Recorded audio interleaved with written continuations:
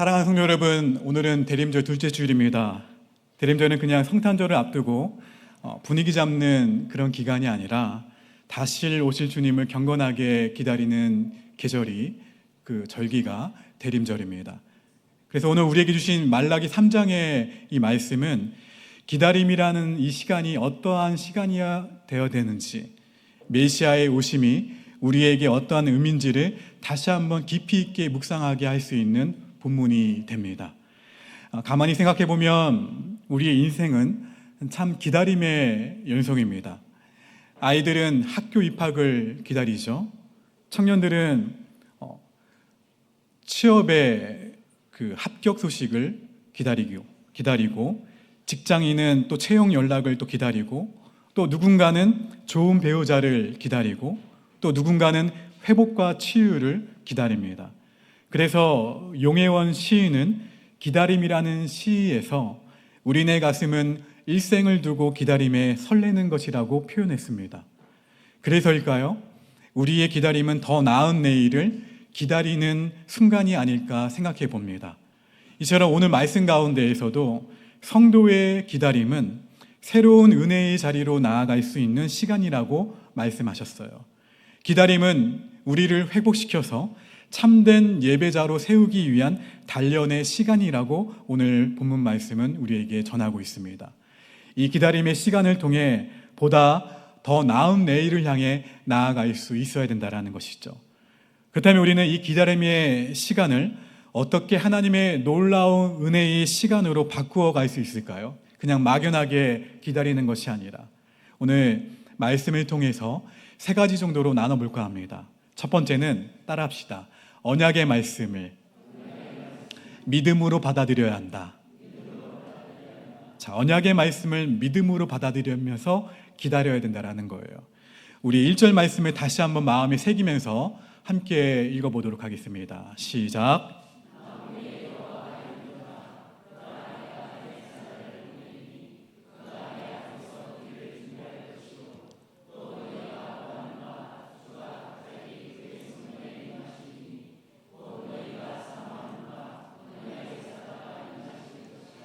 여기서 하나님은 우리에게 말씀을 하시죠. 내가 내 사자를 보낼 것이다. 그가 내 앞에서 길을 예비할 것이다. 여기서 내가 내 사자를 보낼 것이다 라는 말씀은 말라기 2장에 나오는 말씀과 비슷합니다. 일맥상통합니다. 공평한 하나님이 어디 계시냐라는 질문에 대한 답변이기도 하죠. 이스라엘 백성들은 하나님께서 약속하신 복을 베푸시지 않으시고 악인들을 속히 심판하지 않으시는지 의심을 품었어요. 마침내 하나님께서 공의롭지 못하기 때문이라는 결론을 내리게 됩니다. 백성들은 공의로우신 하나님이 어디 계시냐라고 반문한다라는 거예요. 이에 대해 하나님께서 뭐라고 답변하십니까? 내가 내 사자를 보내겠다라고 말씀하신 거예요. 그리고 그 사자가 하나님 앞에서 그 하나님의 길을 준비할 것이다 라고 말씀하십니다. 이 말씀은 이사야 40장 3절 말씀, 우리 화면을 보고 함께 읽도록 하겠습니다. 시작. 외치는 자의 소리여 이르되 너희는 광야에서 여호와의 길을 예비하라. 사막에서 우리 하나님의 대로를 평탄하게 하라. 외치는 자의 소리. 그리고 신약에서 내가 내 사자를 보내겠다라는 이 말씀은 세례 요한의 사역을 연상하도록 합니다. 왕이 오시기 전에 그 길을 평탄하게 하는 사람처럼 메시아가 오시기 전에 회개의 길을 준비하는 그 사자를 하나님이 보내시겠다라는 약속이에요. 하나님은 흔들리는 시대, 공허한 시대, 신앙이 무너진 세대 가운데에서도 언약을 잊지 않으셨어요. 내가 내 사자를 보내겠다. 내가 반드시 너희에게로 가겠다. 여러분, 우리가 기억해야 될 것이 있습니다. 우리는 상황을 보고 하나님을 해석을 하지만 하나님은 약속에 따라서 상황을 이끌어 가시는 분이라는 것을 잊지 마시기 바랍니다. 이스라엘 백성들은 말했죠. 공의의 하나님이 어디 계시냐. 하지만 하나님 뭐라고 답변하셨습니까? 내가 내 사자를 보내리니 라고 말씀하셨어요. 내가 너희의 질문을 안다. 그러나 내가 약속한 것은 반드시 내가 이룬다. 오늘 우리가 살아가는 삶의 현장 가운데서도 비슷한 질문이 있어요. 하나님, 왜 내가 살고 있는 이 세상 가운데에는 악인이 득세합니까? 하나님이 선택한 사람들보다 하나님이 선택하지 않은 사람들의 삶의 모습이 왜 더 잘 나가는 것 같아 보입니까? 왜 정직하게 살아가면 왜 손해를 봐야 합니까? 오히려 거짓말하고 다른 사람을 이용하고 모색을 꾸미는 사람이 더 잘 사는 것 같아 보이고 더 높은 자리에 앉아있는 기이한 현상을 경험할 때가 있어요. 하지만 성도 여러분, 우리는 이 땅의 법칙만 따라 사는 사람들이 아니라는 거예요. 우리는 무엇을 따라 사는 사람들이에요? 언약의 말씀을 따라 사는 사람들이에요. 우리는 보이지 않지만 반드시 오시는 주님을 기다리며 살고 있는 사람들이에요. 그래서 오늘 말씀에 보면 우리 1절 말씀을 보실까요? 여기에 좀 길지만 부사가 하나가 나오는데 갑자기라는 단어가 나옵니다. 갑자기. 그렇죠? 주가 어떻게 오신다고요? 갑자기. 그의 성전에 임하시리니. 그냥 주가 그의 성전에 임하시리니 라고 말씀하지 않으시고 갑자기, 주가 갑자기 그의 성전에 임하시리니. 우리가 예상하지 못할 때, 우리가 계산하지 못한 방식으로 하나님은 그 약속을 이루신다라는 말씀이에요. 따라서 성도는 어떻게 살아가야 됩니까? 오늘 이 하루를, 내일 하루를 세상의 흐름에 휘둘려서 신앙의 원칙을 버리며 사는 사람이 아니라 말씀을 기준으로 삼으셔야 돼요. 말씀을 붙잡고 정직과 경건함을 포기하지 않으셔야 돼요. 여러분, 성도로 살아간다라는 것은 세상의 불의에 섞여서 적당히 살아가는 것을 말하는 것이 아니에요. 언제 오실지 모르는 그 주님 앞에서 경건하게 정직하게 살아가는 것을 말합니다. 보이는 현실은 제가 말씀드린 것처럼 불합리해 보일 수 있지만 하나님은 어떠한 분이시라고요? 반드시 말씀하신 것은 지키시는 분, 그 언약을 반드시 이루시는 분이라는 거예요. 그래서 대림절의 이 기다림은 헛된 기다림이 아니라 언약의 성취를 바라보는 믿음의 기다림이라는 거예요. 그 믿음의 기다림을 할 수 있는 우리 모두가 되기를 주의 이름으로 축원합니다. 자, 두 번째 따라합시다. 그날은 감당할 수 없는 능력의 날이다. 말라기 3장 2절 말씀을 보시게 되면 상반절 말씀 제가 읽어드립니다. 그가 임하시는 날을 누가 능히 당하며 그가 나타나는 때에 누가 능히 서리요. 새번역 성경은 이렇게 번역을 했어요. 이 말씀을. 그러나 그가 이르는 날에 누가 견디어내며 그가 나타나는 때에 누가 살아남겠느냐. 여러분, 여기 성경은 주님이 오시는 날을 뭐라고 표현하고 있습니까? 감당할 수 없는 날이라고 표현하고 있어요. 누가 능히 당하겠느냐, 그날에. 누가 능히 서겠느냐, 그날에. 이 말 가운데는 부정적인 의미도 포함되어 있죠. 어느 누구도 결코 그 심판 앞에 제 힘으로 설 수 있는 자가 없다라는 말씀이에요. 오늘 말씀은 마치 요엘서 2장 11절 말씀을 연상케 합니다. 우리 함께 읽어볼까요? 시작.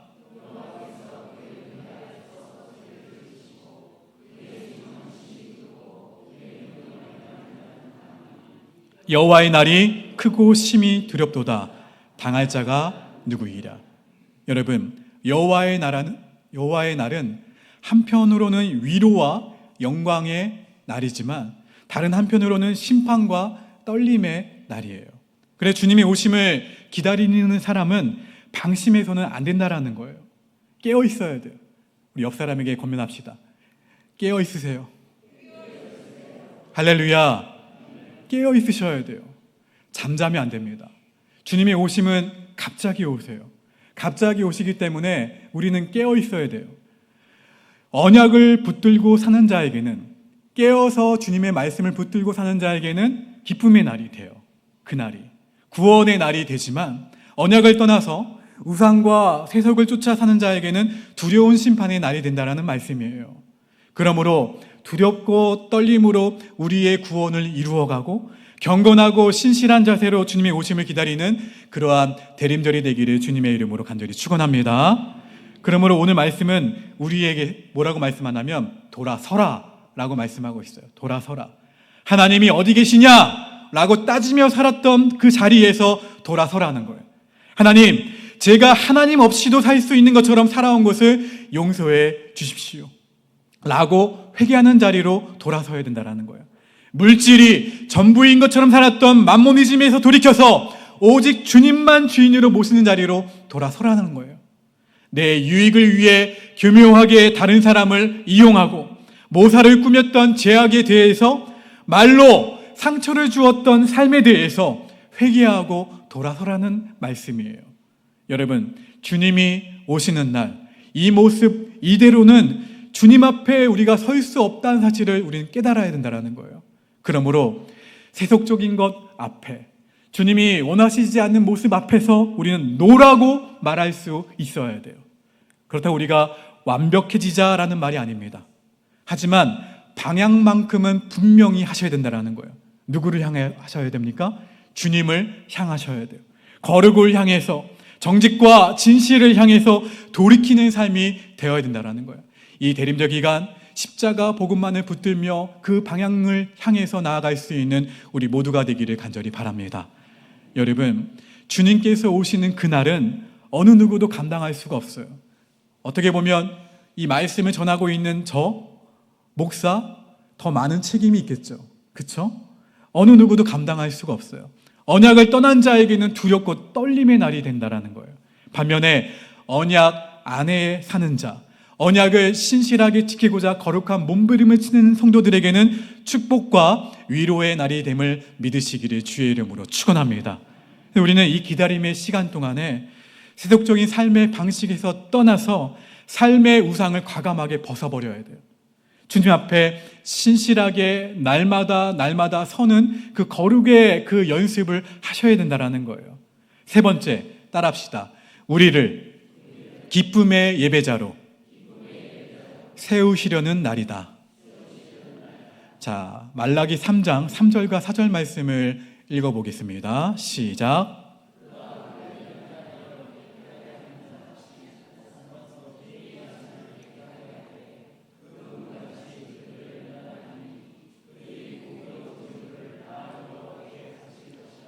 그때에 유다와 예루살렘의 봉헌물이 옛날과 고대와 같이 나 여호와께 기쁨이 되려니와. 하나님은 오실 메시아를 금을 연단하는 자의 불과 표백하는 자의 재물에 비유하고 계세요. 금이 불 속에서 끓어오를 때에 그 속에 섞여 있었던 찌꺼기가 위로 떠오르고 그것이 제거될 때 무엇이 남습니까? 정금이 남죠. 정금이 되는 거예요. 메시아는 그래서 우리 안에 있는 더러운 것들을 태워서 없애시고 정결한 믿음만 남도록 연단하신다라는 거예요. 특별히 하나님은 먼저 레위 자손, 곧 예배를 담당하는 자들부터 정결하게 하신다라고 말씀하십니다.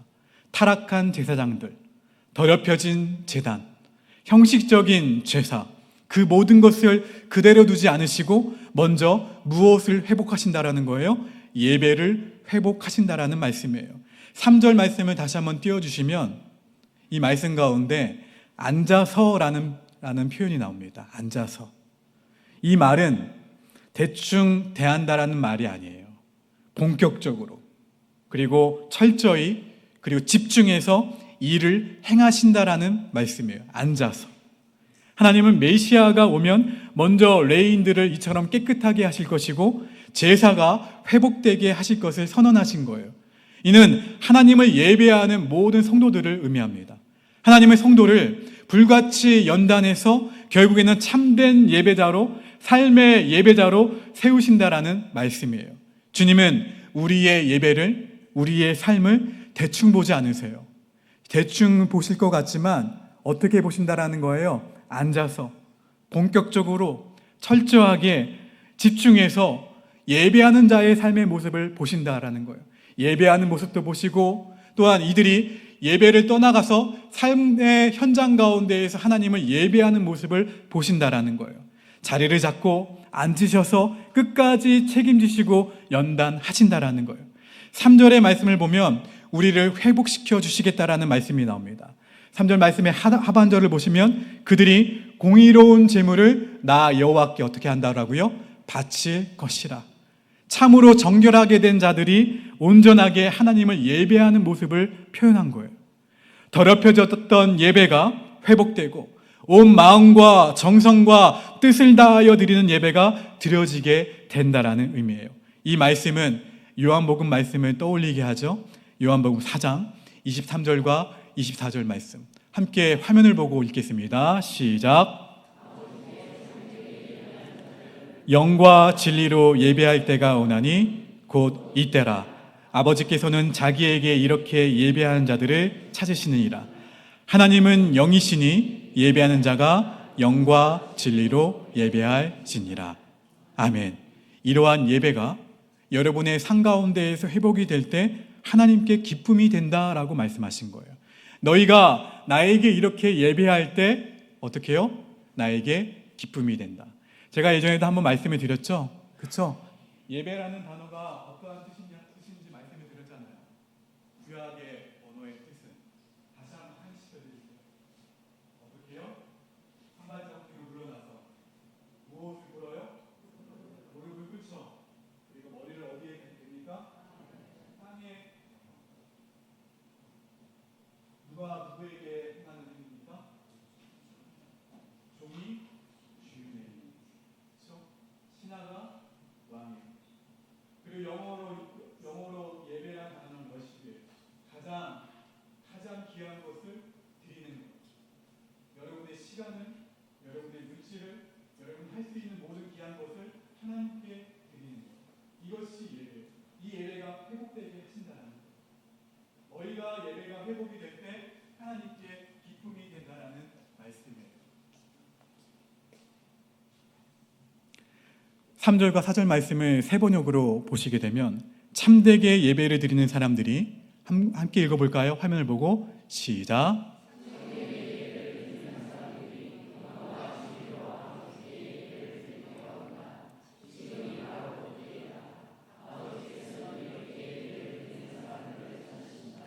하나님은 영이시다. 그러므로 하나님께 예배 드리는 사람은 영과 진리로 예배를 드려야 한다. 아멘. 여러분, 하나님이 가장 기뻐하시는 것은 우리가 다시 예배자로 서는 거예요. 이것이 우선순위예요. 삶의 무너진 영역들이 회복되어지기를 원하십니까? 할렐루야. 그렇다면 예배가 회복이 되어야 돼요. 다른 것에 우선순위가 있는 것이 아니에요. 여러분, 하나님을 가장 기쁘시게 하는 것, 그리고 하나님이 가장 기뻐하시는 것은 예배가 회복이 되는 거예요. 그런데 마귀는 항상 예배를 먼저 무너뜨리려고 해요. 어떻게 해요? 여러 가지 이유로, 여러 가지 합리적인 이유로 여러분에게 속삭이죠. 여러분, 그러나 오늘 말씀을 통해서 주시는 것은 너희의 예배가 회복이 되면 내가 가장 기뻐한다라는 말씀을 주고 계세요. 예배가 회복이 될 때 하나님이 가장 기뻐하신다라는 거예요. 예배가 회복이 되면 삶이 회복이 돼요. 근데 우리는 순서가 잘못되죠. 어떤 다른 것들을 회복이 되면 마치 예배가 회복이 되는 줄로 알고 있어요. 그런데 순서가 잘못되었어요. 예배가 회복이 돼야 삶이 회복이 되고, 예배가 회복이 돼야 가정이 회복이 되고, 예배가 회복이 돼야 공동체가 회복이 된다라는 거예요. 그래서 예수님도 요한복음 4장 23절 말씀에서 이렇게 말씀하신 거예요. 아버지께 참되게 예배하는 자들은 영과 진리로 예배할 때가 오나니 곧 언제라고요? 이때라. 아버지께서는 자기에게 이렇게 예배하는 자들을 찾으시니라. 오늘도 우리를 향해 하나님은 예배하는 자를 찾는다라고 말씀하세요. 나는 예배하는 자를 찾는다. 바울은 로마서 12장 1절 말씀에서 이렇게 권면했죠. 함께 있습니다. 시작. 그러므로 형제들아, 내가 하나님의 모든 자비하심으로 너희를 권하노니 너희 몸을 하나님이 기뻐하시는 거룩한 산 제물로 드리라. 이는 너희가 드릴 영적 예배니라. 할렐루야. 메시아의 오심은 우리의 예배를 회복하시기 위한 하나님의 은혜예요. 우리의 예배가 습관이 되어서는 안 된다라는 말씀이에요.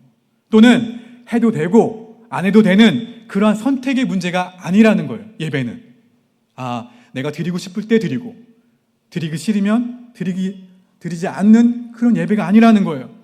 정금과 같은 마음으로 하나님께 예배를 드릴 수 있는 우리 모두가 되기를 주님의 이름으로 축원합니다. 여러분, 오늘 말씀을 정리해 보면 메시아의 오심은 그냥 위로의 소식만이 아니라는 거예요.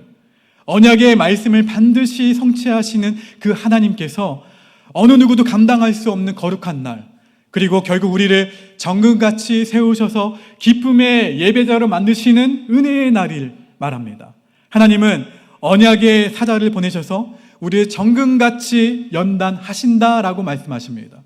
우리 안에 있는 무엇을요? 예배를 통해서 탐욕, 교만, 불신앙, 세속적인 습관들을 성령의 불로 다 태우시고 누구만을 사랑하는 주님만 사랑하고 주님만 예배하는 마음으로 우리를 다시 세우시겠다고 약속하고 계세요.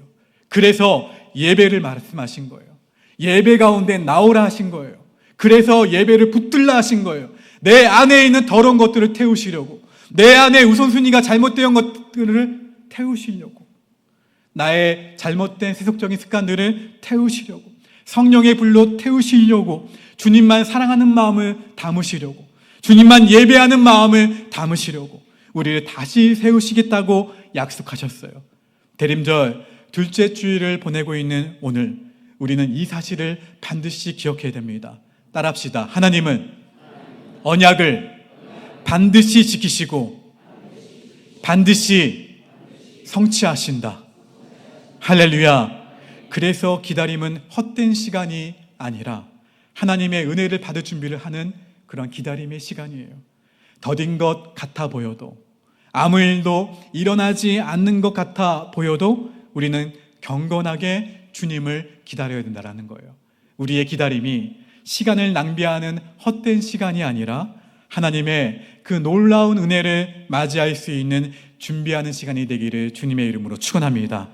그리하여 저와 여러분의 삶이, 저와 여러분의 예배가 하나님이 기뻐하시는 삶, 하나님이 기뻐하시는 예배로 회복되기를 주님의 이름으로 간절히 축원합니다. 그래서 이 대림절 기간 언약을 반드시 성취하시는 하나님을 바라보셔야 돼요. 하나님은 한 번도 그 언약을 바꾸시거나 취소하시는 분이 아니세요.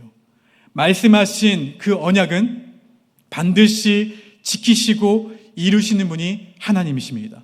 그래서 하나님은 오늘도 말라기 선지자를 통해서 우리에게 들려주시죠. 그렇죠? 여호와께서 보내실 사자가 비록 더딜지라도 반드시 이루시겠다. 우리 가운데 오셔서 우리를 회복시키시고 참된 예배자로 서게 하겠다. 그러므로 이 기다림의 절기를 인내함으로 그리고 경건한 삶으로 보내면서 거룩한 주님의 탄생을 보게 되는 그 주님의 그 놀라운 은혜를 경험할 수 있는 은혜가 있기를 주님의 이름으로 간절히 축원합니다. 우리 이 말씀 기억하시면서 지난주에도 함께 고백했지만 함께 결단하며 이 말씀 가운데 더 깊이 나아가기를 바랍니다. 이 시간에 들은 말씀을 붙잡고 함께 기도하기를 원합니다. 하나님은 지금의 기다림의 시간이 헛된 시간이 아니라고 말씀하십니다. 이 기다림의 시간이 주님 앞에서 우리를 연단하시고 참된 예배자를 세우시는 은혜의 시간이 되게 해달라고, 여전히 주님 앞에 드리지 못한 마음, 여전히 주님 앞에 벗어던지지 못한 섞여있는 세속의 찌꺼기들, 내려놓지 못한 죄성들을 주님께 드리면서 주님, 제 마음을 정금처럼 새롭게 하여 주시옵소서. 이 시간 이 마음 담아 함께 조용한 가운데 함께 마음을 주 앞에 드리면서 기도하며 나아갑시다. 기도하겠습니다.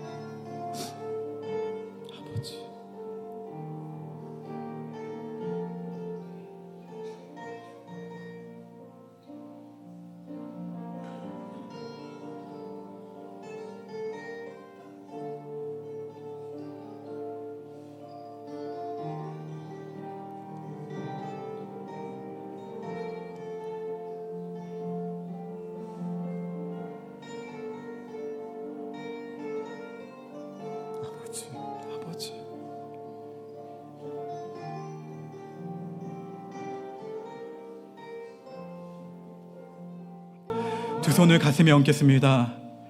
언약을 반드시 성취하신 하나님 아버지, 대림절 둘째 주일에 우리를 불러주셔서 기다림이 헛된 시간이 아니라 주님을 맞을 준비의 시간임을 다시 깨닫게 하심을 감사합니다. 주님, 내 안에 여전히 남아있는 세속의 습관들, 믿음보다 계산을 앞세웠던 마음들, 정금처럼 순종하지 못한 부분들을 성령의 불로 태워 정결하게 하여 주시옵소서. 언약을 잊지 않으시고 반드시 이루시는 하나님을 바라보며 더딘 것 같아도 낙심하지 않고 보이지 않아도 흔들리지 않으며 경건과 정직함으로 주님을 기다리는 신실한 성도 되게 하여 주시옵소서.